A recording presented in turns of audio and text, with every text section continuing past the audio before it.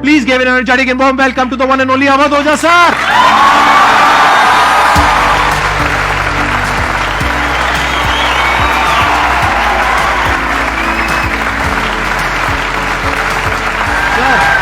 Hello sir, क्या हाल चाल?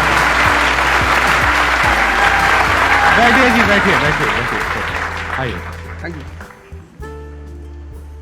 इससे पहले कि ऑडियंस आपसे कुछ क्वेश्चंस पूछे, मेरे माइंड में एक क्वेश्चन आ रहा है। आईएएस में कितने लोग हैं जो हर साल उसके लिए अपीयर करते हैं? 5 से 6 लाख के आसपास। और सीट्स कितनी है? 1000 अप्रोक्सीमेट। तो जिनका हो जाता है उनके बारे में तो सब बात करते हैं, जिनका नहीं होता है, जिन्होंने पूरी जान लगाई और जिनका नहीं हुआ, उनका क्या होता है? उनके रिश्तेदार उनकी चिंता करते हैं। वो फिर उनकी चिंता करते हैं। नहीं, मैं आ रहा हूं, मैं आपके क्वेश्चन पे आ रहा हूं। ये पॉइंट इंटरेस्टिंग है, मैं समझना चाहूंगा कैसे। मैं बताऊं। हाँ। मैं दोनों मुद्दों पे बता। हम सब हारने से डरते हैं, और मजेदार बात है कि वो डर हमारी हार की वजह बनता है। 98% केसेस में हारने से क्यों डरते हैं? क्योंकि हम जानते हैं अगर हम हारेंगे तो जो पीछे 3 लोग बैठे हैं ना, रिश्तेदार, रिलेटिव्स और फ्रेंड, वो जीने नहीं देंगे। आप जब भी आईएएस की तैयारी करें, पहला अटेम्प्ट आपका सीरियस अटेम्प्ट होना चाहिए। आपने तैयारी किया, बेसिक्स तैयार किए, आपने एडवांस कोर्स तैयार किया, आपने कम से कम मेंस के 1000 आंसर्स लिखे हैं और मिनिमम 10,000 प्रीलिम्स के क्वेश्चंस आप सॉल्व कर चुके हैं, तब आप एग्जाम देने जाइए। सिर्फ एक अटेम्प्ट दीजिए। जिसने भी पहला अटेम्प्ट सीरियस दिया, उसको दोबारा तैयारी नहीं करनी पड़ती, रिवीजन करना पड़ता है। भाई आप देखो ना, जितने सारे सेलेक्ट लड़के होते हैं उसमें बहुत सारे नौकरी कर रहे होते हैं, जॉब कर रहे होते हैं। कुछ लोग मुझसे पूछते हैं, सर जॉब करते वक्त तैयारी हो सकती है? नहीं, जॉब करते वक्त तैयारी तो नहीं हो सकती, जॉब करते वक्त रिवीजन हो सकता है। 3 hours per day, 4 hours per day. तो मेरी एडवाइस ये है, क्योंकि ये एक बहुत रिस्की खेल है ये। मैं खुद ही बाहर हुआ, और फिर मैं कितने लोगों को देखता हूं जो 5-5, 6-6 अटेम्प्ट के बाद बाहर होते हैं। तो जिनको भी इस गेम में शामिल होना है, एक अटेम्प्ट सीरियसली आपका होता है, बहुत अच्छा है। आपको मैक्सिमम रिस्क लेना है तो आप 2 ले लो, उसके बाद अपना काम शुरू करो जो आपका सेकंड लाइन थॉट था। कोई लॉयर बनना चाहता है, कोई मेडिकल लाइन में जाना चाहता है, कोई मतलब जो भी आप एंटरप्रेन्योर बनना चाहते हैं, आप करो, लेकिन अपने वो रिवीजन वाले 4 आवर बचा के रखो। आपने कितने अटेम्प्ट्स दिए थे सर? 4 अटेम्प्ट्स आपने दिए थे। और आपने कहीं से कोचिंग ली थी, यानी लाखों रुपए दिए थे कोचिंग में? नहीं, तब लाखों नहीं थे, तब हजारों थे। अच्छा, हजारों रुपए आपने खर्च करे थे, और आप एक मिडिल क्लास बैकग्राउंड से थे। तो टोटल 4 साल में आपका कितना पैसा लग गया होगा? रहना, खाना, पीना, और आपने तो पूरे तैयारी करी होगी, साथ में कुछ और नहीं किया होगा? I think so. कुछ नहीं किया, बिल्कुल। तो कितना आपका 4 साल में अच्छा खासा पैसा? 5-6 लाख रुपए लगे। 5-6 लाख रुपए उस समय लगे। आज के समय पे अगर किसी को कोचिंग लेनी है तो आई थिंक इससे 3-4 गुना, 5 गुना आराम से लगेगा। आराम से लगेगा। तो 15-20 लाख रुपए उस इंसान का लग गया, और वो है एक मिडिल क्लास बैकग्राउंड से। अब वो कहीं ऐसा तो नहीं कि वो ना यहाँ करा ना वहां करा 4-5 साल बाद? हाँ, वही मैंने कहा कि अब आप, जब हमारे समय तो ठीक था, अब आप रिस्क पूरा नहीं ले सकते। You have to be cautious. अब इनको कॉशियस होना पड़ेगा कि ठीक है, जैसे बड़े सारे लड़के क्या करते हैं, वो 1-2 अटेम्प्ट ऐसे ही देते हैं। अब तो इनके पास 6 अटेम्प्ट है। ओबीसी है तो और ज्यादा है, SC/ST है तो और ज्यादा है। और मैं कहूंगा आप किसी भी कैटेगरी से आते हैं, आप 2 अटेम्प्ट से ज्यादा कभी मत मानिए। ये पॉइंट बहुत अच्छा है कि आइडियली आपको अपने माइंड में ये रखना है कि एक ही अटेम्प्ट है मेरे पास में, मैक्सिमम अगर आपकी फैमिली अफोर्ड कर सकती है तो 2 अटेम्प्ट है। उसके बाद में अपने काम पे ध्यान देना है, और इसको एज अ रिवीजन की तरह देखना है, मतलब इसको साथ साथ में चलाना है। ये नहीं कि अपने 5 साल या 6 साल लाइफ के सारे यही निकाल दिए और सारा पैसा घर वालों का लगा दिया, या उन्होंने खेत बेच दिया, या लोन ले लिया। ऐसी बहुत कहानियां मैंने सुनी है सर लोगों की, और बहुत ही दर्द होता है ऐसी कहानियां देख करके। ऐसे लोगों की जो कहानियां हैं वो उसको सुन करके बहुत ही बुरा लगता है अंदर से। चलिए आगे बढ़ते हैं जी। Sir, I wanted to ask how to fight the basically fear that we feel. Like there are lot many fears that we face, not only in studies but in each aspect of life. There is some kind of fear. How to fight that? How to come back? How to have that courage in life? Fear बड़ी प्यारी चीज है। हमने कुछ words को बड़ा negative बना लिया है। जैसे अब बच्चा है 2 साल का, उसको तो फियर होता नहीं, उसे कुछ पता नहीं, उसने कोबरा देखा, जाके पकड़ लिया। वो तो बाद में घर वालों ने देखा तो पता चला कि भैया कोबरा पकड़ के घूम रहा है। लेकिन हम बड़े हो गए ना, अब हम कोबरा देखेंगे तो वो हमारी बॉडी की जो मैकेनिज्म है वो हमें वार्न करेगी, अलर्ट करेगी। That is natural fear. वो अच्छी चीज है। जिस चीज की आप बात कर रहे हो वो फियर नहीं है, वो ओवर थिंकिंग है। आज का जो युवा है वो फियर से परेशान नहीं है, वो ओवर थिंकिंग से परेशान है। अब ये ओवर थिंकिंग क्यों है? उस फैक्टर पे आते हैं, ओवर थिंकिंग की वजह क्या है? ओवर थिंकिंग की वजह यह है कि आज का समाज इतना एक्सपैंड कर चुका है। You are outside your house, तुमको तुम्हारी दोस्त मिल गई कि मैं कल लंदन से आई, क्या लाइफ है लंदन में यार, और मैं तो ये कर रही वो कर रही। आपको लगा हम पागल है यार, आईएएस की तैयारी कर रहे। फिर शाम को किसी फ्रेंड का फोन आ गया कि मैं तो अब ऑस्ट्रेलिया जा रही हूँ, मैं तो वहीं सेटल हो जाऊंगी। 90s में हमारे पास इतने स्कोप नहीं थे। हमारी जो लाइफ थी वहां ओवर थिंकिंग इसलिए नहीं थी, आपने भी सर देखा होगा, क्योंकि हमारे पास इतने स्कोप नहीं थे। आज तुम्हारी जनरेशन में यू हैव मल्टीपल फील्ड्स, मतलब इतने सारे फील्ड्स ओपन है। तो जब तुम घूम के चारों तरफ देखते हो और तुम देखते हो कि तुम्हारे ही साथ के लोग बड़ी सारी फील्ड में एक्सेल कर रहे हैं, काम कर रहे हैं, अर्न कर रहे हैं, तो तुम्हारा दिमाग भागना शुरू करता है। फिर क्या होता है, हमारे पेरेंट्स हमसे ज्यादा ओवर थिंकिंग करते हैं, क्योंकि बड़े हमको लेकर कॉशियस होते हैं। हाँ। एक हमने ओवर थिंकिंग की, हम अपना संभालने किसी तरह, हम घर के अंदर गए, मम्मी रो रही है कि वो निशा मिली थी, 20 लाख का पैकेज है उसका। दूसरा प्रेशर तुम्हारे ऊपर आ गया। ये जो प्रेशर हम मल्टीपल फेस करते हैं, तो एक तुम्हारा प्रेशर, एक माँ बाप का प्रेशर। पता लगा बुआ जी ने रात में फोन कर दिया, क्या कर रही हो जी? तुम सारे लोग प्रेशर से लड़ रहे हो इस वक्त, मल्टीपल फ्रंट पे। ये कोई फियर वर नहीं है। ये प्रेशर दूर कैसे होगा, इस पे थोड़ी सी बात कर ले। जहां इंटरनल ताकत है वहां कॉन्फिडेंस है। आज का युवा क्या कर रहा है? बादाम का तेल लगा रहा है, बादाम की क्रीम लगा रहा है, बादाम का साबुन लगा रहा है, खारा गुटका।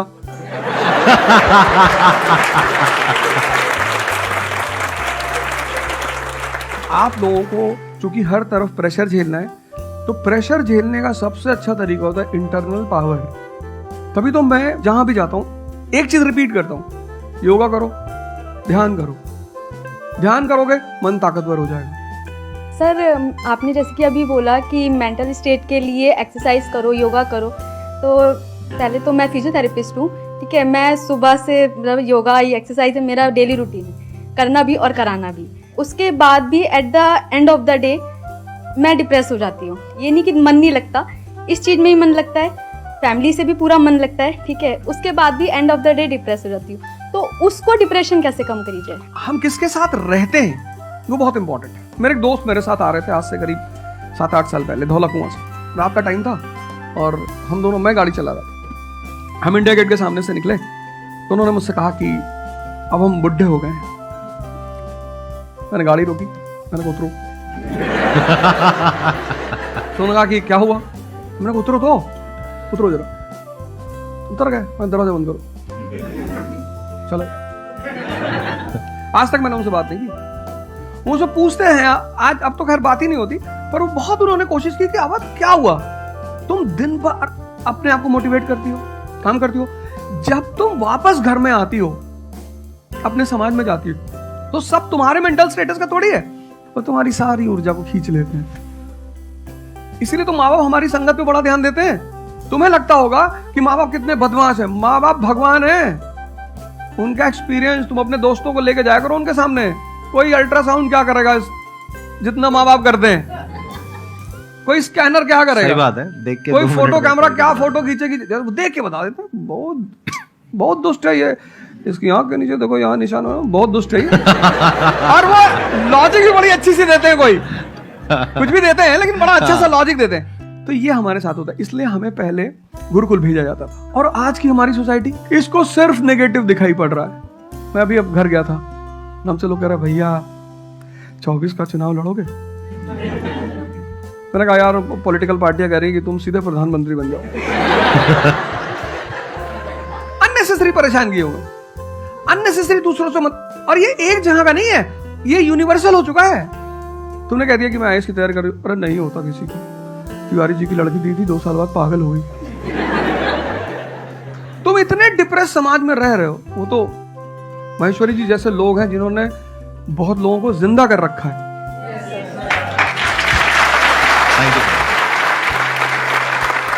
जब आपको कोई सहारा नहीं होता, आपने टाइप किया संदीप महेश्वरी, एक वीडियो आ गया, आप रिलैक्स हो गए। जब आप इन्हें सुनते हो तो आपका टेम्परेचर हाई होता है।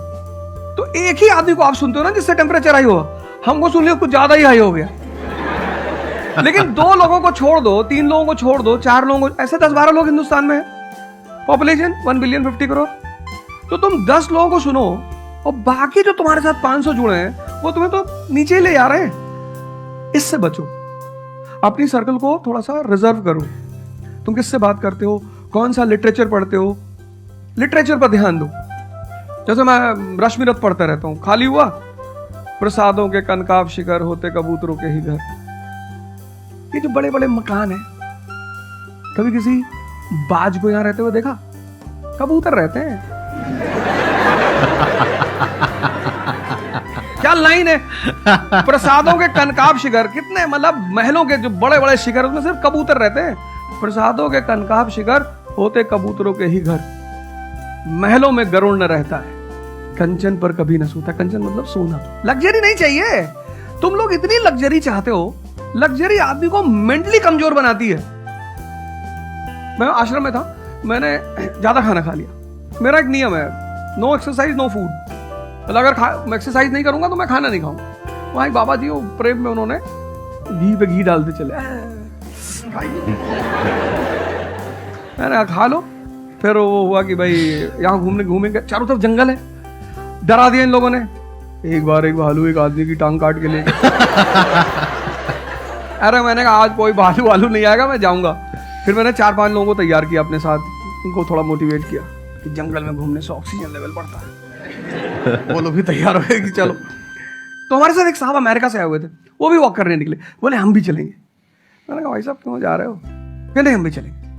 मैं उनका नाम नहीं लूंगा। 1 किलोमीटर के बाद उन्होंने मुझसे कहा मेरे बैग में यहाँ बहुत पेन हो रहा है। 1 किलोमीटर। तुम लोगों ने पता है अपने आप को कष्ट देना छोड़ दिया है। You are dying for luxury, you have become weak physically and mentally. थोड़ा सा कष्ट दो अपने आप को, थोड़ा टेम्परेचर हाई रखो, थोड़ा बड़े टेम्परेचर वालों के साथ रहो। हमने अपने आप को कष्ट, हम कौन सी नॉवेल पढ़ रहे हैं? Half girlfriend. अच्छी है, अच्छी है, अच्छी, मैं ये नहीं कह रहा हूं, मैं कुछ बोल देता हूं। अच्छी है मतलब आपने पढ़ी है।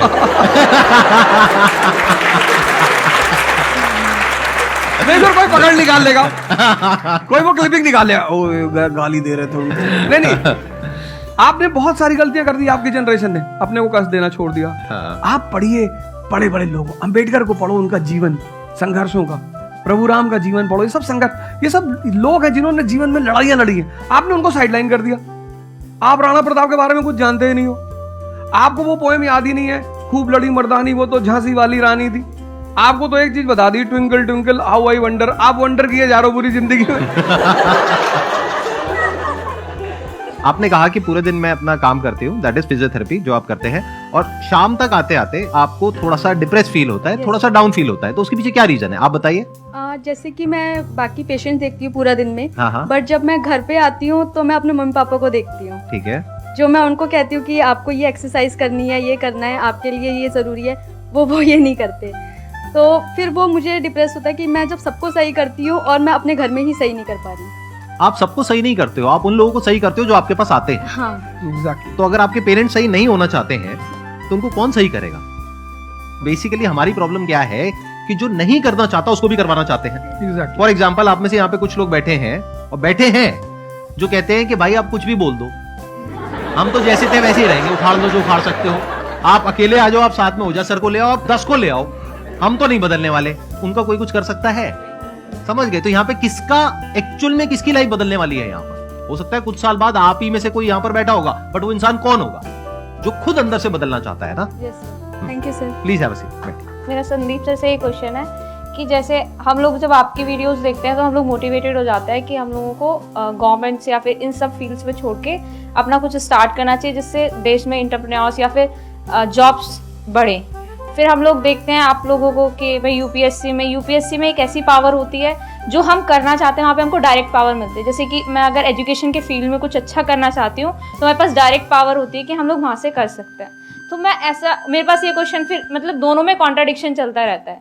ना कॉन्ट्रडिक्शन नहीं चल रहा है ये। इसे कॉन्ट्रडिक्शन नहीं कहते, इसे कंफ्यूजन कहते हैं। मतलब एक गोल होता है ना, या फिर एक मतलब हमारे पास एक टारगेट होता है कि हम ये काम करने के लिए यूपीएससी में जा रहे हैं, नहीं, सरकार जो कहेगी वो करना है। हाँ, I was about to say that. आपका क्या गोल है? आप क्यों कर और रहे हैं? आपका आपने क्या क्या थोड़ी target है? आपकी पार्टी का मैनिफेस्टो थोड़ी है, घोषणा पत्र। आप एक राजपत्रित अधिकारी हैं, गैजेटेड ऑफिसर। आपका जो मिनिस्टर होगा फोन